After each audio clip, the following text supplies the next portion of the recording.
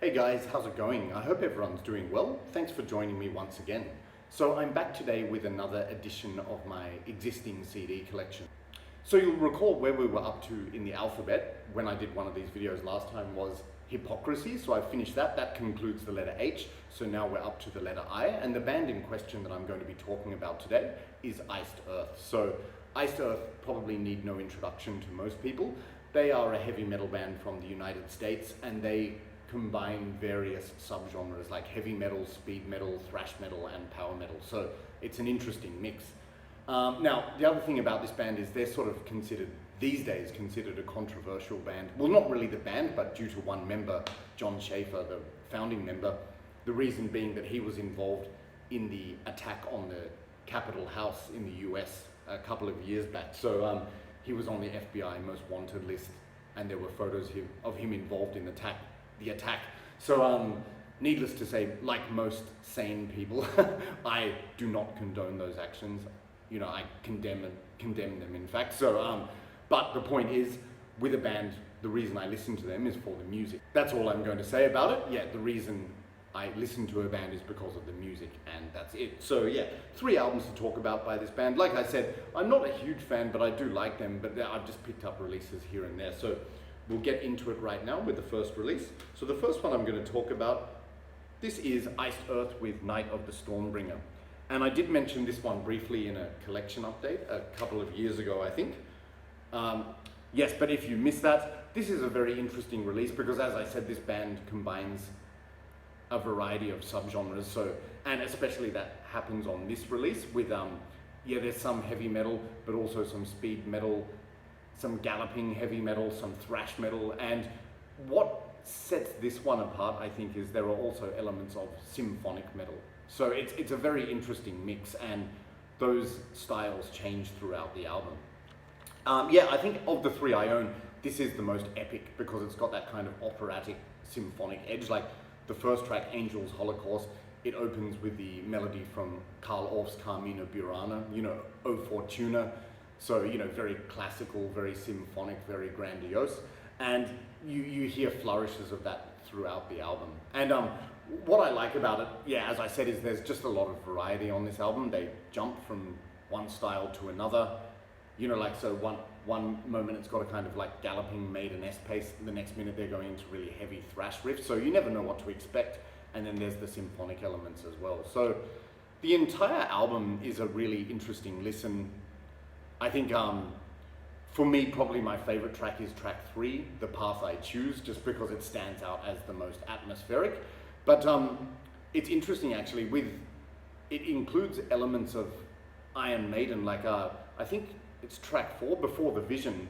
Sorry, track 5, Mystical End. That's got a sort of classic Iron Maiden-esque sound, you know, with that sort of like mid-80s period, like Power Slave and albums such as that. You know, like with those like galloping epic riffs. But then actually track 4, Before the Vision, this came out many years before, this album's like 91, that has elements which are reminiscent of modern Maiden, you know, like with the more progressive elements featured on albums such as Senjutsu. So predating that by quite a long time actually, so that's really interesting. And I think the other track I like, which is very dark, is Pure Evil. But the whole album is a really interesting listen because it takes you on a journey and jumping between different styles and subgenres of heavy metal. So yeah, just show you the cover here, which is pretty cool.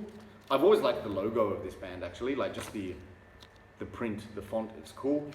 And all lyrics in here.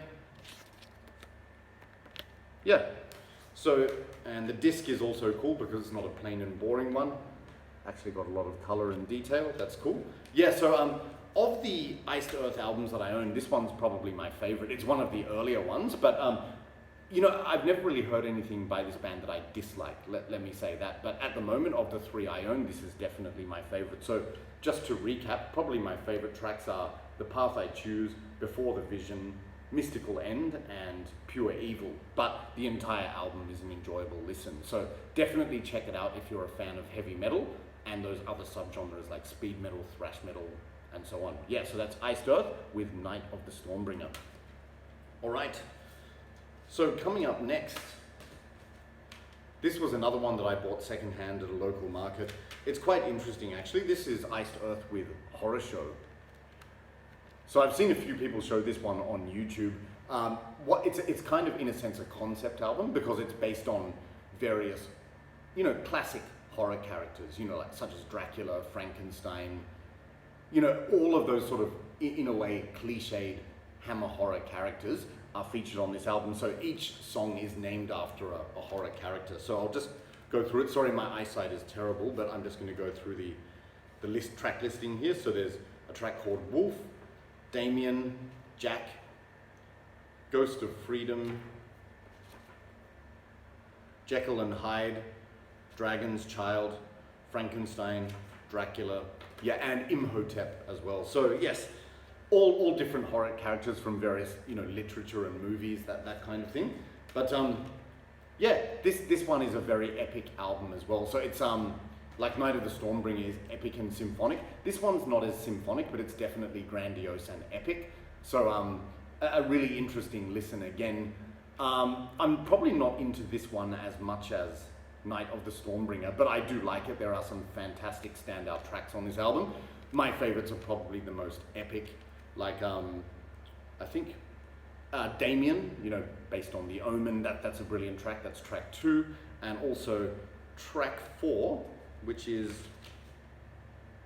Jack. No, not Jack. Ghost of Freedom. That has a kind of atmosphere which is reminiscent of Cemetery Gates by Pantera, and I actually really like that Pantera song, so that song appeals to me as well.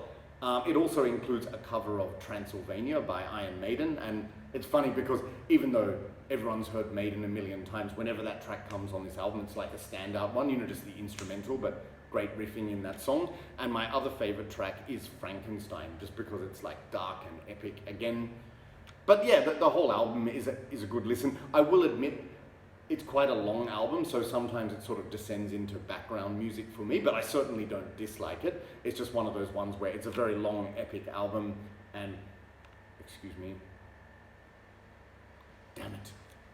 Sorry for the interruption there, guys. I just had an electric stove delivered to my house because the old one was broken, so yes, welcome to my life. But yes, this is a good album. Like I said, I mostly enjoy it. There's just a handful of standout tracks for me which I really like, but overall the album is a good listen. I really like the fact that they include a track about Imhotep, which was the character from The Mummy, which is one of my favorite movies. The one starring Brendan Fraser. Not Frazier, it's Fraser. Yes, he's not the psychologist from Seattle. Yeah, that movie was excellent in my opinion. I just love it. The Mummy Part 1. But all of the others are fucking pieces of crap after that. Maybe The Mummy Returns was passable, but it was still a bit overblown. But after that, forget it, But if you're a horror fan and you like heavy metal, you can't go wrong with this. So just show you the booklet. Yep, so you've got all of the characters there, which is cool, and all of the lyrics. Yeah, so there's some really sort of epic atmospheric moments on this album. Picture of the band there. That's a pretty cool shot. It also includes this mail order form from back in the day, so remember how it used to be. More lyrics. So the art direction is very cool on this. Yeah, so like some might say, here's the disc as well, colorful. Like some might say it's a cliched idea in a way, but then again, most heavy metal fans are sort of fans of, horror and the paranormal, things like that. So it may be an obvious idea, but no one's ever done it to my knowledge. So yeah, it's a good listen. And yeah, again, if you like epic heavy metal, you'll enjoy this. So that's Iced Earth with Horror Show. All right, and one last album to talk about today. So this is an uncharacteristically short video, much to your relief, probably. This one I have spoken about before in a thread video. This is Iced Earth with Tribute to the Gods. So cutting a long story short, this is a covers album. Now, what's interesting is I find a lot of cover albums average or boring. For example, no offense, I thought the Saxon covers album, I like Saxon, I'm a fan of the band, but I felt that their cover choices were totally boring, generally speaking. But then again, you also get really good cover albums, like for example by Udo, his one which came out recently is awesome. This is another really good one, I have to say, probably one of my favorite covers albums of all time.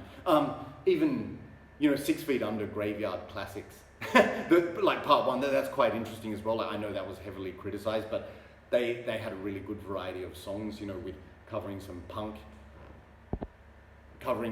some heavy metal, all sorts of stuff. That was cool. But this one, yeah, it's Iced Earth paying tribute to some of their influences, which are all hard rock and heavy metal. So there's no unusual choices here, but they do have some deep cuts. So just going through the track listing, they do a cover of, it opens up with a cover of Creatures of the Night by Kiss. Awesome. Creatures of the Night is my second favorite album by Kiss, and I'm glad they chose a song which is a deep cut rather than, you know, something boringly obvious like I Was Made for Loving You or Rock and Roll All Night, Yawn. Yeah, Creatures of the Night, just an awesome song, and they do a really good cover of this. So there are some choices of covers here which some people might say are cliched, but it's still a fun listen. Like they do Number of the Beast by Iron Maiden, also Highway to Hell by AC/DC. So you see what I mean by kind of cliched choices, but they're good anyway. Now track 4, Burnin' For You, originally by Blue Oyster Cult. That's probably the highlight track for me. And as I mentioned in Ron Haggerty's thread, I'd never even heard that song before. So the first time I heard it was this cover, and I think it was just so good. Like compared to the original Blue Oyster Cult version, it's just heavier, like more of a crunchy heavy metal version, but the vocals are so good in it. And that actually led me to the desire to check out more Blue Oyster Cult. I still haven't done that, but based on these covers on this album, I would like to check out more of Blue Oyster Cult. Like that song Burning For You, so good. Then they also do a cover of God of Thunder, again by Kiss. I've never really been a huge fan of God of Thunder, but it's okay. This cover's good as well. Then the cover of Judas Priest Screaming for Vengeance is awesome. A bit heavier, like a bit more crunch in the guitars. And then there's a cover of Dead Babies, originally by Alice Cooper. The vocals in that are awesome, and they make it even heavier once again. So yeah, that's a common trait on this album. A lot of the covers they choose, they make it more crunchy and metalized, if that makes more sense. And also another cover of Blue Oyster Cult, Cities in Flame with Rock and Roll, which is great. Now, another AC/DC cover, It's a Long Way to the Top. I love this cover because, you know, when AC/DC were in their early days, it has that kind of raw rock sound, which is cool, but it was kind of tinny in a sense, like the production. It was a bit of a thin sound, whereas this, the guitars are just so heavy and crunchy, it just makes the song 10 times heavier. It's awesome, so I really like that cover of It's a Long Way to the Top. Now, the next song is a cover of Black Sabbath by Black Sabbath. I'm not sure if I've mentioned this before, but while I'm a fan of Black Sabbath, like most metal people, I've never really liked the song Black Sabbath, just because I think it's a bit slow and boring. I know that's probably heavy metal blasphemy that I said that, but I'm just being honest. It's too slow. Like, I mean, I understand for its time it was revolutionary, and it would have blown people's minds when they heard it. Like, what the hell is this? It's so heavy. But you know, I do like the doom ladenness of that song, but it's just a bit slow and boring, and I've heard so many boring covers of that song. Especially, you know, the part of the song where, oh no, please God help me, dang. I find it a bit painful. But anyway, yeah, so this is, yes, just yet another superfluous cover of Black Sabbath. But then they conclude with a cover of one of my favorite Iron Maiden songs, Hallowed Be Thy Name.